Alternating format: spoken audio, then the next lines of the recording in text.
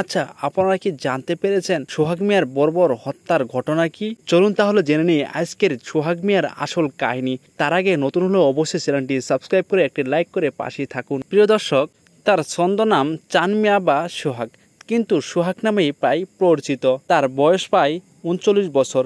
পুরনো ঢাকার মিটফোর্ড এলাকায় তিনি চৌকিদার ও স্ক্ল্যাব ব্যবসায়ী ছিলেন।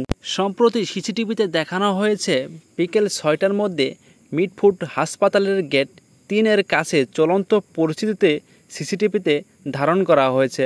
সেই ফুটেজে দেখা যায় নির্মমভাবে কয়েকজন সন্ত্রাসী পাথর মারে, শরীর চূর্ণ করে রাস্তার মাঝে তার ওপর হত্যাকারীরা এমন সহিংসতা চালায় যে তাকে শুধু হত্যাই করেনি, বরং পরে তার মৃত্যুর পরও ওপর লাফালাফি করছে। কারণ হিসেবে জানা গিয়েছে বাইরে বিশাল চাঁদাবাজির চক্র।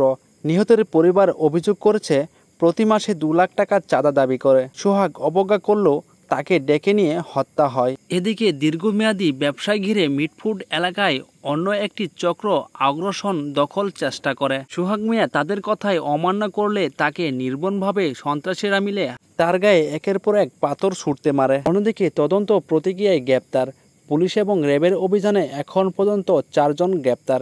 যুবদলের নেতা চক্রে মাহমুদ হাসান মহিন, তরুণ সহযোগী তারেক রহমান রবিন, বয়স তার 22, কাছে ছিল বিদেশি পিস্তল উদ্ধার।